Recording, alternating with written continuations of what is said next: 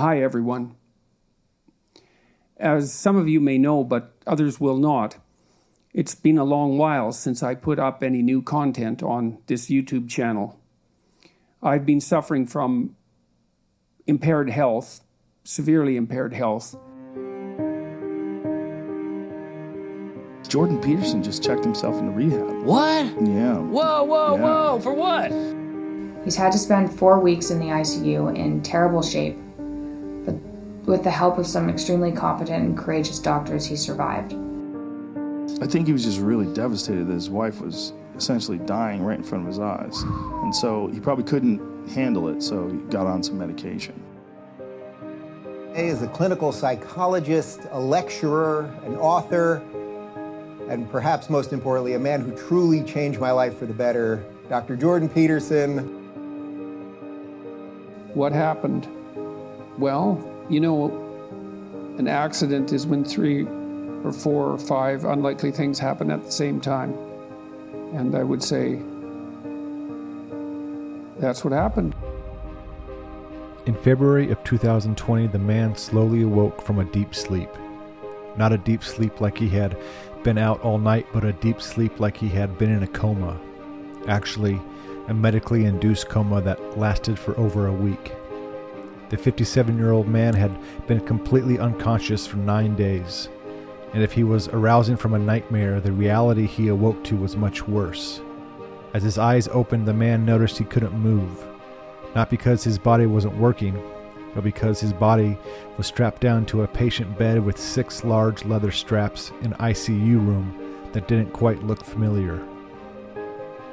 If this wasn't enough to strike serious fear into his already anxious mind, he noticed the nurses around him were speaking a foreign language. Last the man remembered, he was in a hospital in Toronto with his family nearby. But now, whenever now was, he was in a totally different hospital in a totally different country, strapped down to a bed with the only people around him speaking Russian. These were the confusing and dire circumstances the man awoke to, quickly escalating his anxious and fragile thoughts to anger, fear, and unadulterated panic.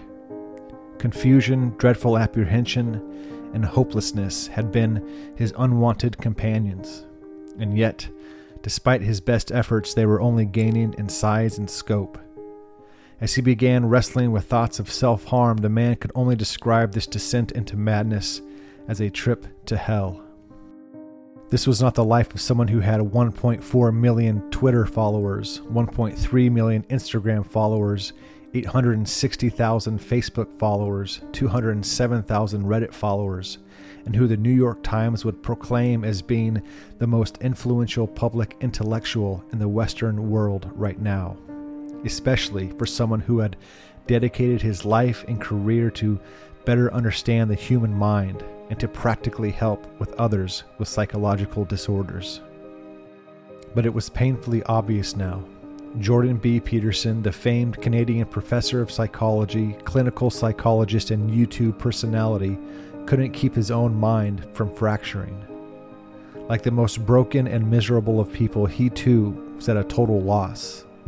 And after months of entrusting his mental and physical health to a psychologist, psychiatrist, and the best that medicine could offer, he was now completely dependent upon the only 2 forces that mattered in his life: his family and his faith in God. The former were unmistakably known and present, but the latter was invisible, nebulous, and shrouded in deep mystery. No matter how much Dr. Peterson relied upon his close friends and family, they were only human and could only provide so much. Jordan needed healing and relief that his family, indeed humanity, could not fully provide. Who and what God and faith were to Jordan was unclear, but that he wanted and was desperate for him, now more than ever, was definitely not.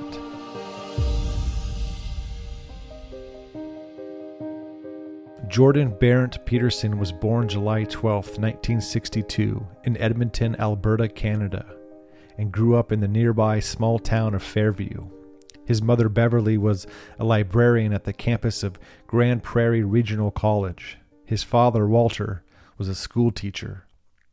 The small-framed Jordan would be the eldest of his parents' 3 children.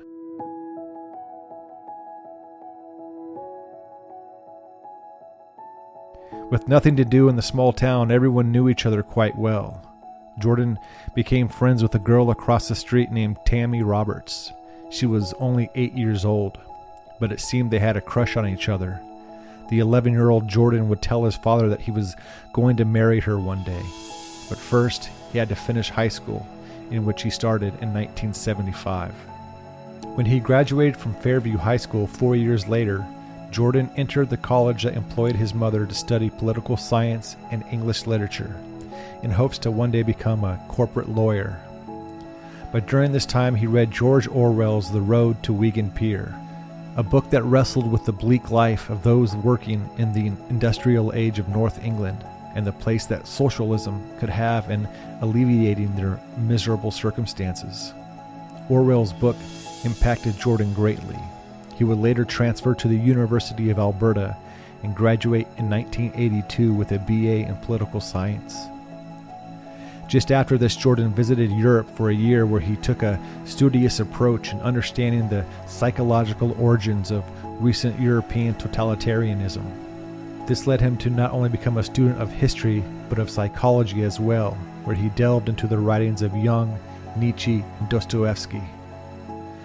2 years after receiving his first BA, Jordan then received his second from the University of Alberta in psychology in 1984. He then moved to Montreal for further schooling at McGill University. And it was during this stint that Jordan married his lifelong friend and neighbor, Tammy, shortly before earning his PhD in clinical psychology in 1991. The newlyweds soon welcomed their first child and daughter, Michaela, in 1992, and their second child and son, Julian, in 1994. Michaela suffered greatly from an autoimmune disease at a very young age and was diagnosed with juvenile idiopathic arthritis at 7, severe depression at 10, and idiopathic hypersomnia at 21. By the time she was only 17 years old, the young woman had to undergo a hip and ankle replacement. In this busy time of raising a young family with the added stress of one child suffering a severe autoimmune disease, Jordan and Tammy moved to the United States so Jordan could teach and research at Harvard University. After 5 years, they returned to Canada, where he would join the Faculty of Psychology at the University of Toronto in 1998. He has remained there since. Among being a husband, father, teacher, and clinical psychologist, Jordan soon became an author. In 1999, he published his first book, Maps of Meaning. It was a collection from his many lectures that explored the connection between psychology, philosophy, mythology, religion, and neuroscience. And as time passed, Jordan grew in both his practice and knowledge. His time at the University of Toronto allowed him to find his voice and compile his thoughts in a world that was changing faster than ever before, and where extreme political ideologies were growing largely unchallenged. What's in a name? Potentially a great deal. University of Toronto psychology professor Jordan Peterson has a fight on his hands after objecting to proposed legislation that he says would violate his freedom of speech by forcing him to address transgendered people using the pronouns of their choosing. Good to have you three here and our two friends in Points Beyond. We appreciate everybody being on the program for what is, I think, one of the hottest topics in the country today, Professor Peterson, and it's all because of you. Jordan began to make a name for himself in late 2010 for what seemed to be his conservative views to the cultural changes sweeping across the Western world. But it wasn't until 2016 that Jordan really began to become a known figure on an international scale. In May of 2016, a certain bill was introduced under Justin Trudeau's Liberal government. It was an act to amend the Canadian Human Rights Act and the Criminal Code, otherwise known as Bill C-16. Passing in the House and Senate, the new bill became law upon receiving royal assent on June 19, 2017, which came into force immediately. The bill's aim was to prevent violence and discrimination against individuals on a basis of their gender identity or their gender expression by penalizing or even criminalizing citizens for not using the preferred chosen pronouns of the aforementioned. Incensed that the new bill would legally require compelled speech, Jordan began to boldly and clearly speak out for free speech and against any law that either stifled or compelled it. Having a rich knowledge of totalitarianism and knowing this bill was politically driven, Jordan put out a series of YouTube videos condemning the bill, which poured over into a general critique of political correctness and identity politics. His videos quickly garnered millions of views, stirring the hornet's nest of the far left, but resonating and gaining support with far more people from a variety of backgrounds. Well, fundamentally, there were two things that really bothered me, although there have been other things I've thought about since. One was that I was being asked, as everyone is, to use a certain set of words that I think are the constructions of people who have a political ideology that I don't believe in and that I also regard as dangerous. What are those words? Those are the made-up words that people now describe as gender neutral. And so, to me, they're an attempt to control language and in a direction that isn't happening organically. It's not happening naturally. People aren't picking up these words in the typical way that new words are picked up, but by force and by fiat. And I would say by force because there's legislative power behind them. This put Jordan at odds with the extreme progressives whose cultural and political foes usually came from conservative or religious sects. And oddly, Jordan was neither of these. He might have held some views that leaned further right than left, but he always classified himself as a classic liberal, and he wasn't speaking from a pulpit. Indeed, Jordan held to objective morality, but his own personal views on religion were nebulous and were far from fitting into a traditional systematic theology. Instead of speaking from a political or religious platform, Jordan spoke from an academic one, being a highly regarded psychologist whose articulation and deep thinking formed a scholastic hybrid of philosophy, psychiatry, and history that challenged as well as encouraged many in unfamiliar ways. Even though Bill C-16 was ultimately passed, Jordan and his critique served as a public bulwark against extreme ideologies that usually sneak in legislation largely unnoticed and worse, unchallenged.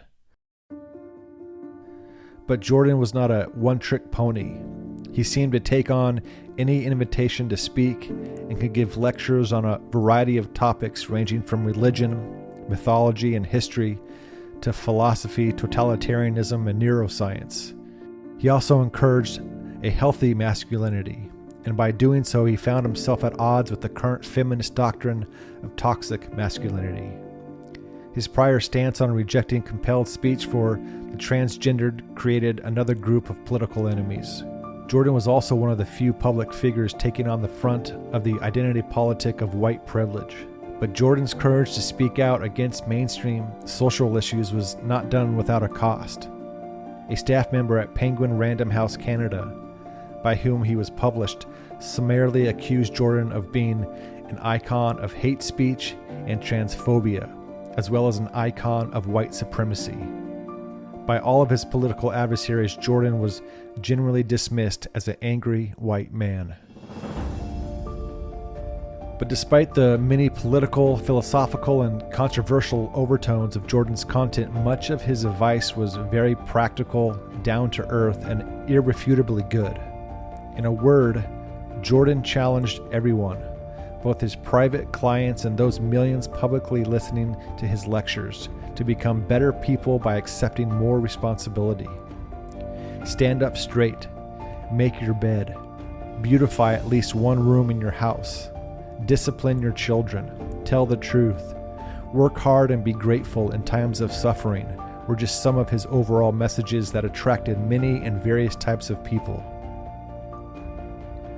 Although Jordan had unintentionally amassed a large following of younger men, his audience was made up of men and women, theist and atheist, religious and secular, as well as those on the political right and left. all found Jordan's insight and advice to be thought-provoking at least, and life-changing at best. Continuing to appear on countless shows, podcasts, interviews, debates, and lectures, Jordan's fame was growing widespread.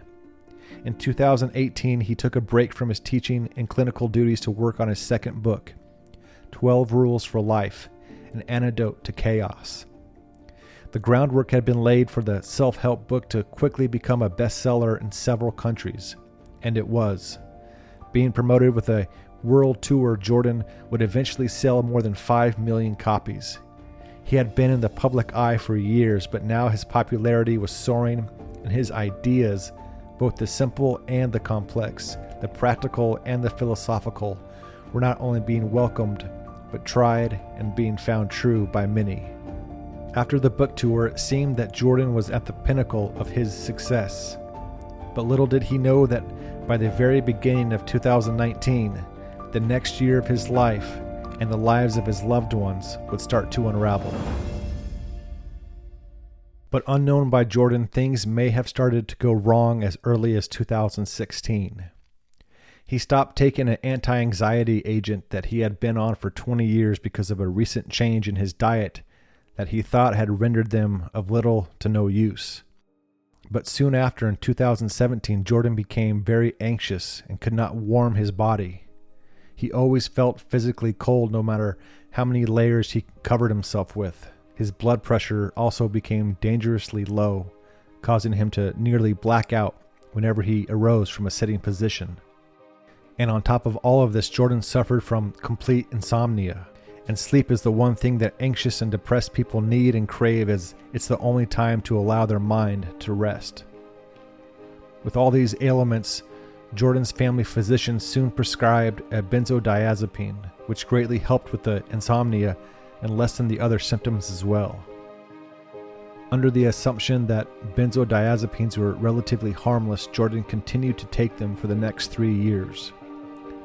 While this change of medicine seemed like a good decision at the time, being coupled with the success of his book and his world tour, it might have precipitated his severely impaired health that started in January of 2019.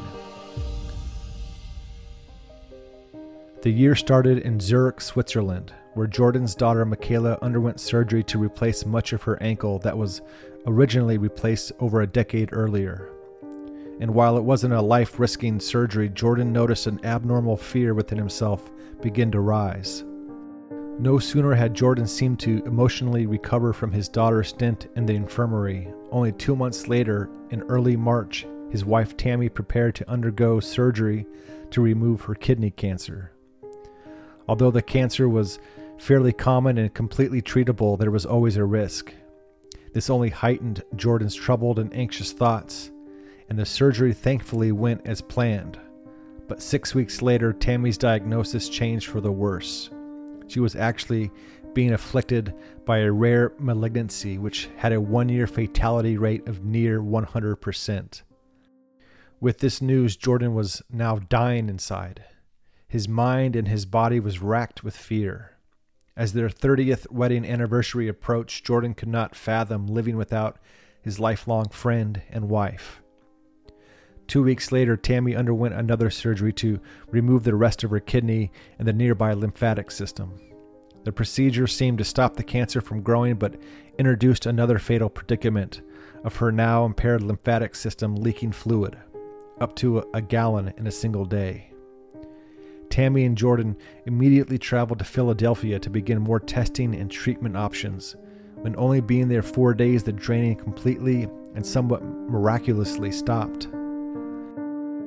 Thankfully, while Tammy recovered to wholeness remarkably fast, Jordan's descent was nearly beginning. In the midst of being with his daughter and wife through all their surgeries and recoveries, Jordan asked his doctor to prescribe a higher dosage of the benzodiazepines, as he was in an unusually stressful time in his already stressful life. But all this did was make his anxiety worse. As another attempt to treat his constant depression and severe distress, Jordan's doctor took him off the benzodiazepines to try a new drug, ketamine. Jordan said the few times he took the anesthetic psychedelic, it felt like a 90-minute trip to hell. Soon after jettisoning the ketamine, Jordan then went into acute benzodiazepine withdrawal. The physical pain, the mental anguish were unbearable. Jordan now suffered from uncontrollable restlessness, extreme anxiety, thoughts of self-harm, and even suicide.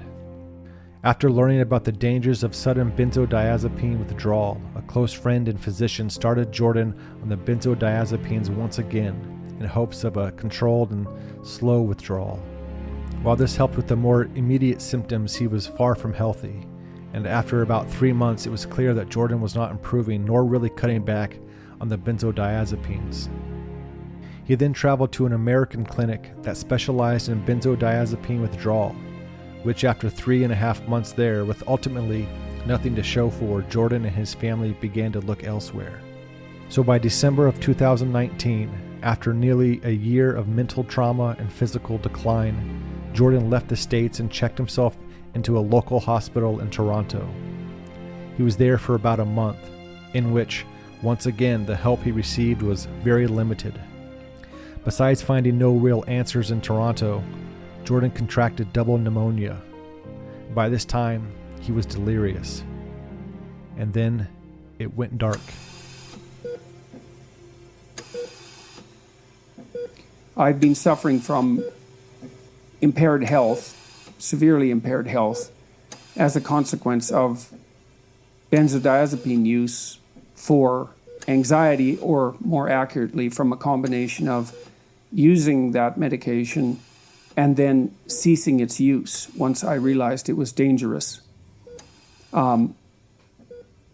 That's put me in and out of hospitals for much of the last year in Connecticut, in the United States, in Toronto, in Canada, in Moscow, in Russia, and in Belgrade, Serbia, as my family searched for specialists who could aid me in the severe post-use withdrawal and neurological damage-related consequences of both the benzodiazepine use and its cessation.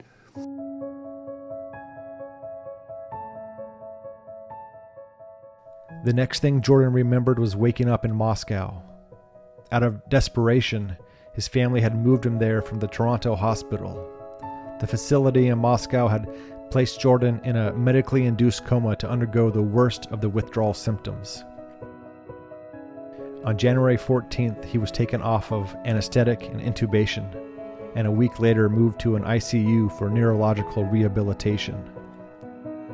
Here, Jordan practiced basic motor skills like walking upstairs and learning to sit and type. By February 7th, 2020, Jordan was slowly getting better, so the family decided to relocate to the warm weather in Florida. But that was just as COVID-19 became a worldwide pandemic. By May, 3 months after leaving Russia, Jordan was becoming worse and had returned to the original medication that had been forcefully stopped in Russia. Jordan was defeated. With no hope and nothing to lose, Jordan and his family decided to move to a Serbian clinic that practiced a novel approach to the problem of benzodiazepine withdrawal.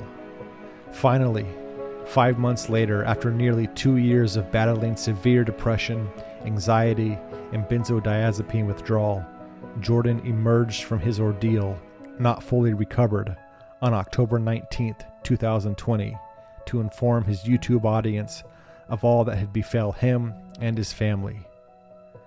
Slowly and carefully, he began to complete his third book, 12 More Rules, which was published March 2nd, 2021. Since then, Jordan's life has started to look like it did before, as he has been busy engaging in more interviews, podcasts, and shows. But looks are almost always deceiving. Jordan was not the same, nor will he be the same as before this trying crisis of health. His traumatic experience is still being processed, not only because it just happened, but sadly, as of writing this, the remnant effects remain a very real part of his life now. It might be easy for onlookers to forget his dire circumstances, but it will not be easy nor even possible for Jordan to forget. even if he wanted to. Going through an ordeal like that is never forgotten. One never simply gets over it. While there is healing and there is newness, traumatic events like that changes everyone for the better or worse. This is evidently seen in Jordan's wife, Tammy. Because of her near-death experience, Jordan confessed that she has begun attending to some issues regarding her own spiritual development. And no doubt Jordan has and will do the same. But exactly what that will look like, no one knows. It seems Jordan himself doesn't even know. With his health crisis still too close to put behind him, Jordan did an interview on March 1st, not even 2 months ago. Regarding the person of Jesus and his faith in him, Jordan soberly contemplated. And so what you have in the figure of Christ is an actual person who actually lived, plus a myth. And in some sense, Christ is the union of those two things. The problem is I probably believe that, but I don't know. I'm amazed at my own belief, and I don't understand it. Because I've seen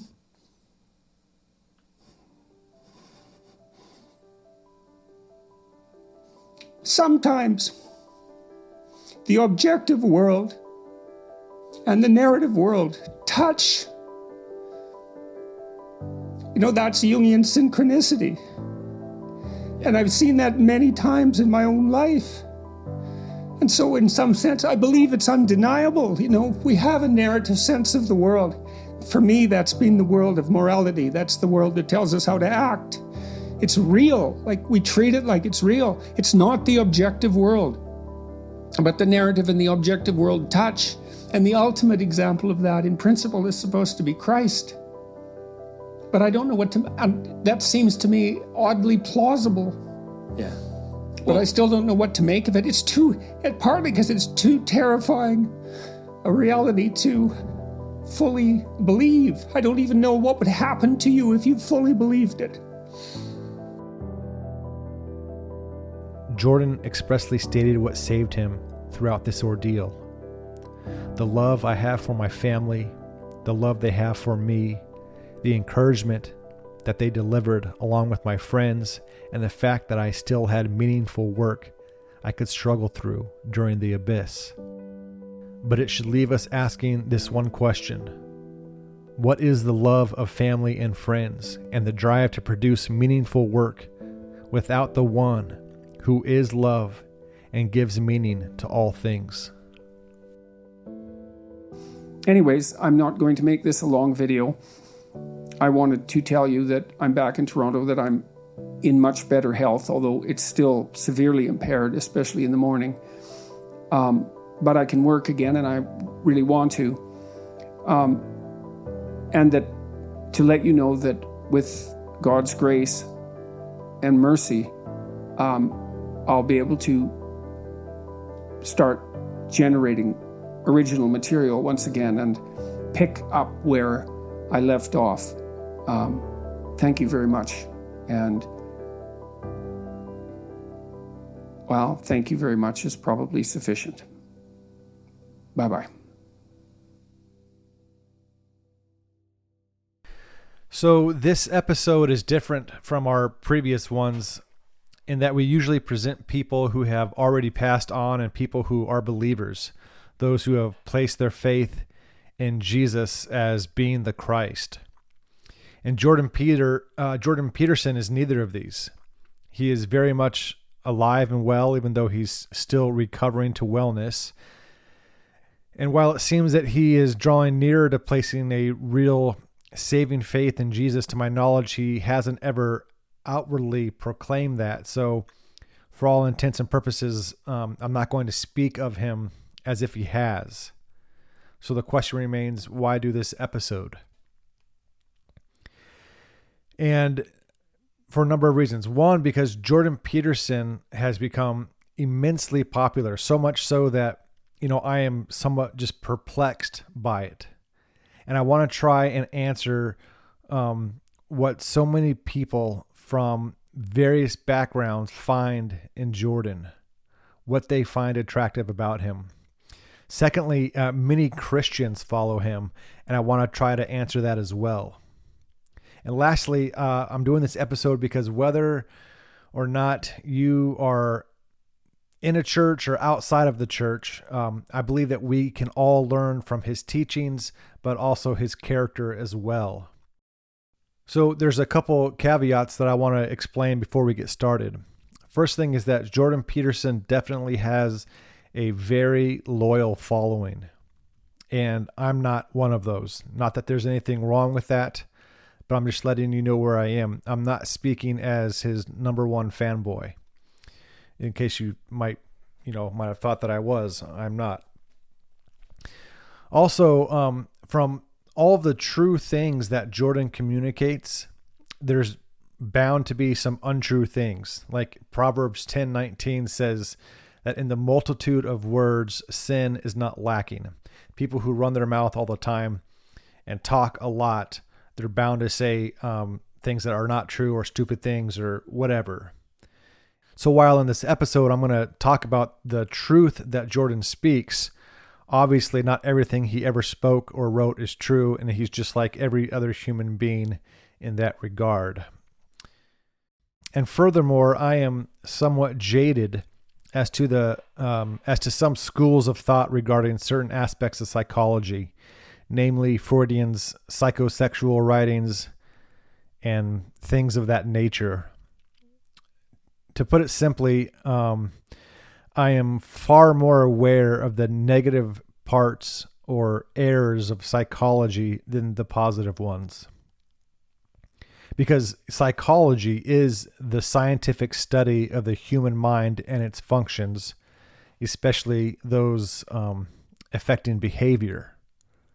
So when one tries to undertake such a academic understanding or even a practice of understanding one's mind and even trying to manipulate one's behavior without first acknowledging God, his creation, his will, and man's sinful nature, then it's bound to go off the rails at some point, and it has.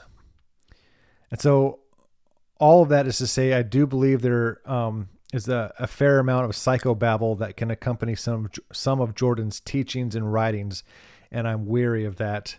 Not all of it, but some of it. I wanted just to put that out there.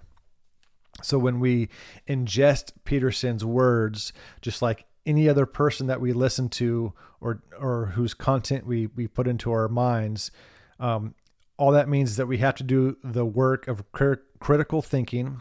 We need to decipher what is true, what is over our heads, and what is not true.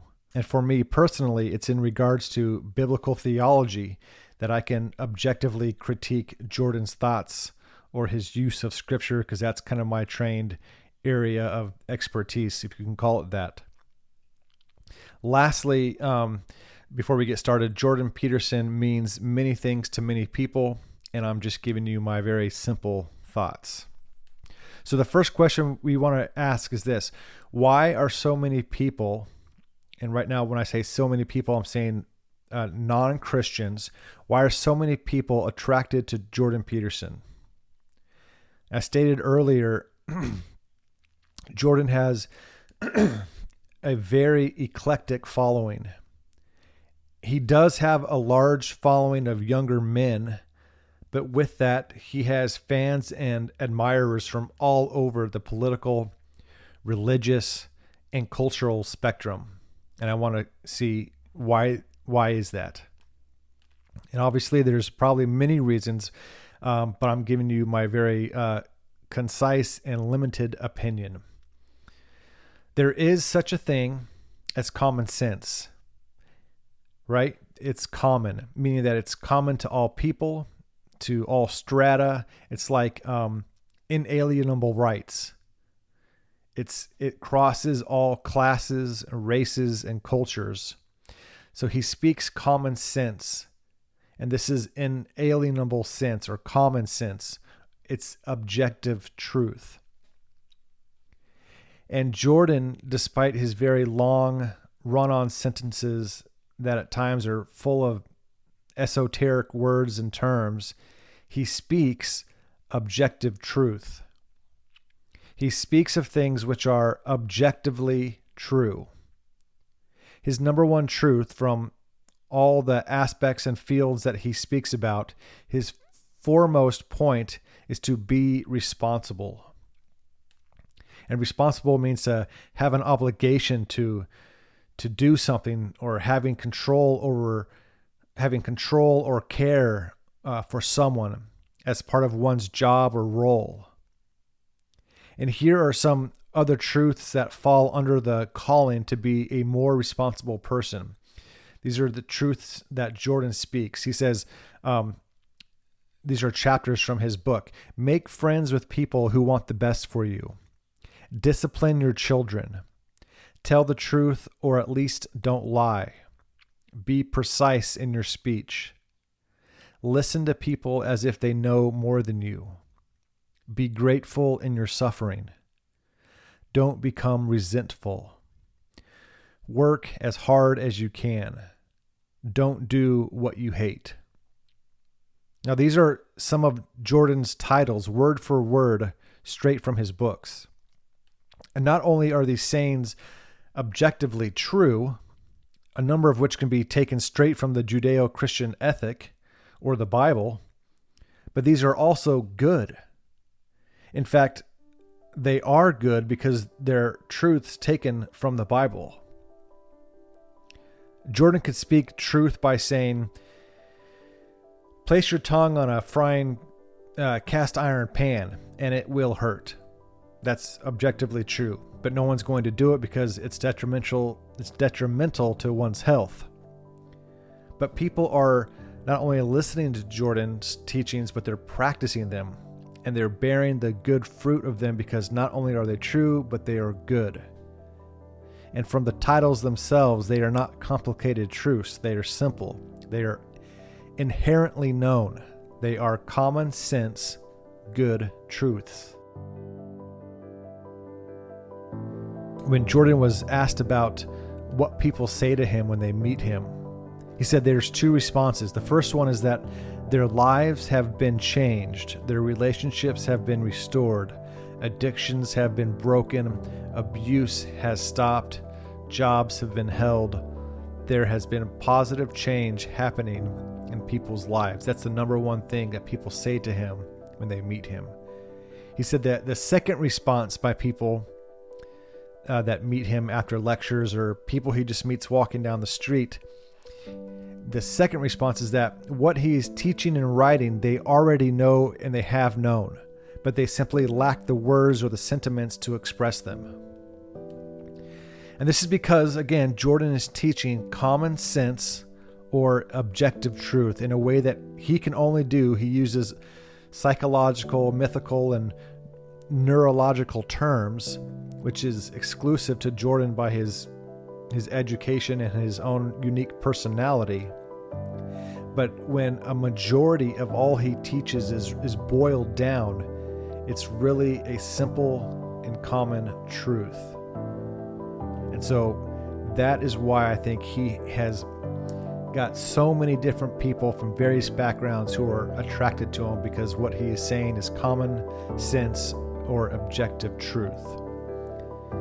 And so addressing the second question is similar to the first. The second question is, why are so many Christians attracted to Jordan Peterson? And there are many Christians who are following Jordan Peterson. While I was researching this episode, I watched numerous YouTube videos on Jordan, and I would read the first 10 or so comments below each video. And it was almost like they were all from Christians saying, man, Jordan is close to coming to Christ. We're praying for him. We need to pray for him. I find his stuff that, is so biblical, but he's not a believer. And so I was just kind of taken back by how many overtly Christians were commenting on his videos. And plus, there's been numerous Christian magazines that have written articles about Jordan Peterson and his influence upon the Christian world. So there are many Christians who are listening to and reading Peterson's work, which is a little odd to me, because usually public leaders that a large number of Christians like and support are typically pastors or worship leaders or other Christians who have a certain niche in the church or something like that. But with Jordan, he isn't even a Christian. He's not a pastor. He isn't a worship leader. He doesn't wear skinny jeans. He doesn't have tattoos. And so why are so many Christians following him? And my contention is that because they have no one else to follow. My contention is that church leaders have failed. Their pastors have been silent. Church leaders, both Protestant and Catholic, even though I'm speaking from a Bible-believing evangelical point of view, they have surrendered core teachings of the faith to the secular world because everything now is political, and when everything is political, nothing is biblical. Right? When everything is deemed as being political, it cannot be taught in the church now. And Christian leaders, but specifically pastors, I think have believed the lie that their parishioners don't want to hear anything political, quote unquote, political from the pulpit. They don't want to have a Westboro Baptist church. And so they've gone so far as to not mention anything with political or controversial overtones. So why are so many Christians following Jordan? Because I believe he is actually saying what Christians who have the mind of Christ, who have the Holy Spirit, are too afraid to say for themselves. And I would also contest that we are too afraid to say it because our spiritual leaders are as well. Jordan is taking on biblical issues from a psychological, historical, or legislative point of view. So people are attracted to this because it's not coming from a pulpit. And that's the point. It's not coming from the church or the pulpit because largely church leaders, namely pastors, have given up on multiple fronts. Just a few of them. They've given up on sex, which includes gender. What does it mean to be a man and what does it mean to be a woman? Who is teaching our kids this? Who will teach our kids? Because YouTube will do it. Facebook will do it. TikTok is going to do it. They have been doing it. They will teach our children about sex and what it looks like to be a man or a woman or a man/woman. What does marriage look like? What does gender look like? And how can we even know what a good marriage is without even knowing that there are two genders? We can't even agree that there's only two genders. You can read the first chapter of the Bible and come away knowing that there are two genders, Genesis 1:27. So God created mankind in his own image. In the image of God, he created them, male and female, he created them. I think our church leaders have given up on abortion, on the sanctity of life. You know, this issue was hijacked by politics long ago. So much so that when I was a child in junior high, I believed the lie that the fetus wasn't really a baby, or at least it was questionable. You know, what's wrong with removing a baby inside a mother's womb when the baby is referred to as just some tissue or some clumps of cells? And I believed that as a child growing up in a public school. And again, you don't have to be a Bible master or a Bible scholar to know that, Exodus 20:13, you shall not murder. It's one of the most simple and basic truths in the Ten Commandments. I also think that we've given up on racism.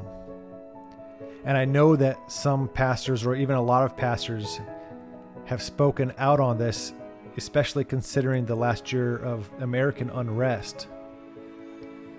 But how many Christian leaders do you know that have spoken out against the prevailing narrative of today?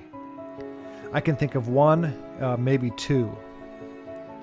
Galatians 3:28 says that there is neither Jew nor Greek, there is neither slave nor free, there is no male and female, for you are all one in Christ Jesus. We are all one in Christ Jesus. The prevailing cultural winds of our time now is not teaching this simple truth. And because of that, many pastors are silent. The American zeitgeist of these just these three issues, there's more, but just these three issues on sex, abortion, and racism are, go figure, at odds with biblical Christianity. Now, some pastors might have addressed these things once in a while, but when these things are really never addressed, or when they are, it's done so infrequently or mildly that, we have churches full of people whose opinions on these topics are not only all over the place, but they're, more importantly and more sadly, they're unbiblical. And these are biblical issues. That's what's crazy. But because pastors fear the consequences of speaking out on these, offending some of their parishioners, it is much easier to generally ignore them and kind of push them back into the world of politics. Let these ideas be discussed and tossed around outside the walls of the church. That way, the church is still welcoming to everyone and no one gets their feelings hurt. And that's what we have. We have churches where no one gets their feelings hurt. And the consequence of this is that we have churchgoers who hold political/theological views that are at the very core unbiblical. And that's why I believe Christians are flocking to Jordan Peterson, because through their silence, church leaders have turned biblical truths into political opinion. And so now we want to answer our last question, which is, why are all of these people, those Christians and those who are not, attracted to Jordan Peterson? One, because he speaks objective truth. Two, because he speaks in place of pastors, obviously concerning some hot button topics. Not everything. He's not even a Christian. But then thirdly, it's because of this. It's because Jordan has, or more precisely, he practices what we all admire, and that is courage. It takes courage these days to speak truth against the prevailing winds of the time. We really do live in a horrible time when questioning something is discouraged, and speaking out against the prevailing thought or narrative can get you fired. It can get you canceled. It can get you whatever. It can do some great harm to you. Do you think Jordan Peterson likes being called an icon of white supremacy or an icon of transphobia? And those are ridiculous and hurtful charges that have no basis of truth in them. But those are the consequences when you disagree with the cultural fads that are being pushed. So I do not envy the pastor that is trying to lead his congregation through these difficult subjects by the objective truths of God's word. There is one. There's probably more than one, but one that we're going to look at right now. His name is Voddie Baucham Jr. He is one pastor speaking out against critical race theory, cultural Marxism, and social justice. Voddie Baucham quotes Elizabeth Charles in the beginning of his new book, Fault Lines.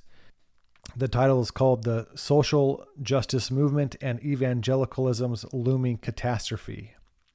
And the book is good so far. I haven't finished it, but what I want to talk about is his quote. He quotes Elizabeth Charles in the beginning of his book. She was an English Christian author and poet in the mid-1800s. And she writes this: "It is the truth which is assailed in any age which tests our fidelity. It is to confess we are called, not merely to profess. If I profess with the loudest voice and the clearest exposition every portion of the truth of God, except precisely that little point which the world and the devil are at the moment attacking, I am not confessing Christ, however boldly I may be professing Christianity." Where the battle rages, the loyalty of the soldier is proved. And to be steady on all the battlefield besides is mere flight and disgrace to him if he flinches at that one point. And what is she saying in this quote? It's like being in a fierce battle and your general or captain is calling everyone to the front lines. Come to the front lines. We need help. And one soldier is setting the table for dinner. That's good, but it's not needed. Another soldier is organizing the munitions. It's good thing, but it's not needed. Another soldier is cleaning the latrines. These are all good things, but they're not needed. We need guys on the front line. We need help right now. There's a battle being waged, and we don't need you setting the table for dinner because we might not be alive to have it. She's saying that too many of us are attending to areas that, while are important, are not crucial because we're neglecting the crucial battlefields of our time and our culture. Yes, pastors need courage, even more than us, because they are our leaders. And so we need to pray for them. We need to talk to them. We need to encourage them. But in the spirit of Jordan Peterson, he'd probably counsel that before we blame our spiritual leaders for a lack of courage, let's look at ourselves and let's fix ourselves first, because we need it. And the Bible from beginning to end is full of God encouraging his servants. And what does it mean to encourage? Well, the root word is courage, of encouragement. And to encourage means to put courage into somebody. It means to make someone more courageous. That's what encouragement means. And how many times did God call his servants and his leaders to be strong and to be courageous and do not be afraid? Because it can be a fearful thing when we obey God, when we go against the zeitgeist of the time. David said to his son Solomon, be strong and courageous and do the work that God has called you to. He will be with you. He won't forsake you. Paul in 1 Corinthians says, be on your guard, stand firm in the faith, and be courageous and be strong. Lastly, Jesus was a man of courage. He was a man of boldness. One attribute of Christians in the genesis of the church was their Christ-like courage. In Acts chapter 4, verse 13, when the Sanhedrin, all these religious and educated people, when they saw the courage of Peter and John, they realized that they were unschooled, they were not trained, they were ordinary men, but they were astonished because they noted that these men had been with Jesus. What made them know that they had been with Jesus? Because of their courage and their boldness. Being Christ-like is having courage, and we all need it. Billy Graham said that courage is contagious. When a brave man takes a stand, the spines of others are often stiffened. So, if we want our pastors to have more courage, let's have more courage ourselves, and let's encourage them. Let's place courage into their hearts first. Whether you like him or not, Jordan Peterson exemplifies courage by speaking objective truth. And for that, I am thankful. I appreciate Jordan Peterson, although I, just like you, disagree with him on some issues. Regardless, he has my prayers, and he should have yours as well. Because wherever Jordan lands, he will bring thousands and he will affect millions. So we need to pray for his conversion. Paul the apostle commanded his son in the faith, Timothy, that supplications, prayers, intercessions, and giving of thanks be made for all men. And if thanksgiving and prayer should be made for all men, may Jordan B. Peterson be one of them. Well, thank you again for listening. I really do hope that you found this podcast to be engaging, to be encouraging. I hope that I really did put some courage into you today. And I hope you found this episode to be enlightening. Jordan Peterson has said multiple times, usually emotionally and in tears, that people are dying for a simple word of encouragement.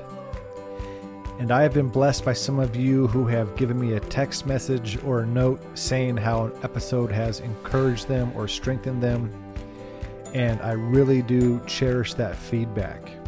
So I would ask that you would, if you haven't done that, if you would please leave a review and rate this podcast, because it would encourage me, it would give me more courage, and it would also put the podcast out to numerous people who would otherwise never know this podcast existed.